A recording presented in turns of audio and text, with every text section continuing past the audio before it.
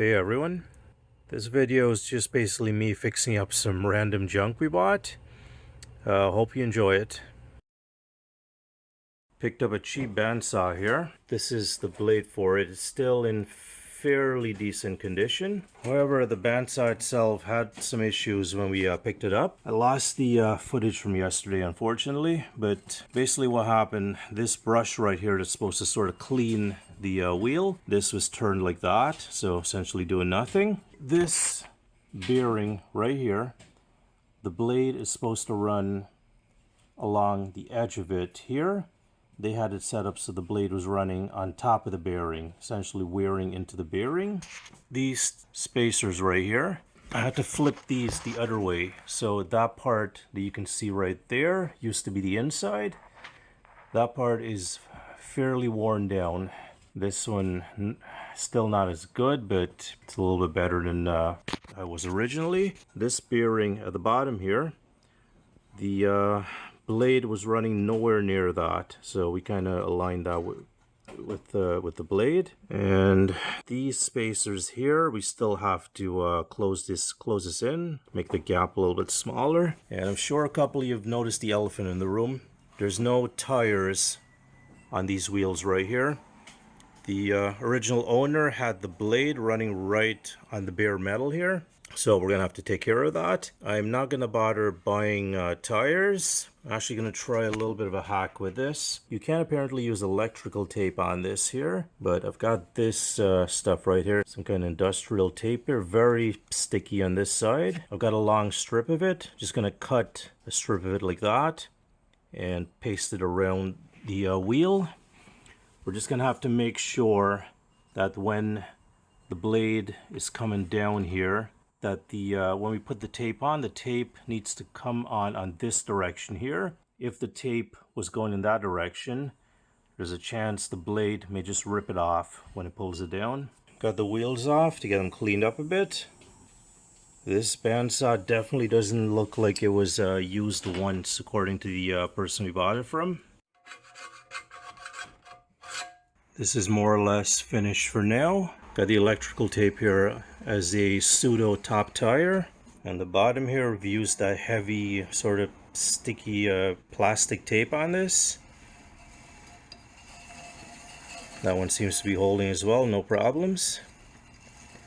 This bit of electrical tape was just kind of holding the seam together. Probably don't need that anymore, but just gonna leave that for now.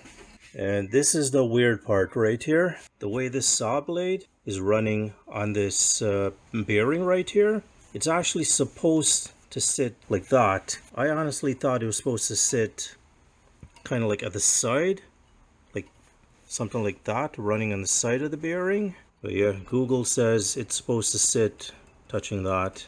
These right here have been adjusted, so there's a little bit of clearance there, not the 5-inch gap we had before. Same here. Added some rubber legs to the bottom here. The tape's just holding in place till the glue dries. And I want to stress, these little pseudo fixes we have for the tires, this is not something you should do unless you understand all the risks. I'm perfectly fine doing this for me, but bandsaws can be really dangerous. Don't do this if you don't know what you're doing. Quick demonstration with the new tires here.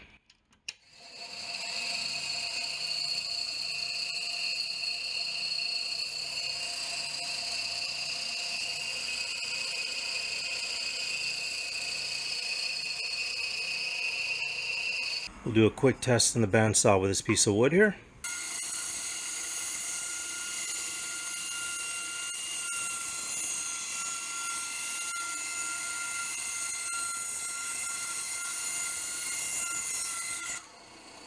So yeah, that works. Wife bought a lamp. Yeah, the little turny bit's missing from here. So, if this ever happens to you, just hop on Amazon, pick up a pack of these things. This should just screw on here. There we go. And now we've got a functional but still kind of ugly lamp. Power's plugged in now. It's one of these switches where you gotta click it twice for it to take effect. But yeah, works. think these were only like about $6 or something as well. So I got enough for however many lamps she may buy in the future. Here we've got a smashed up stick welder.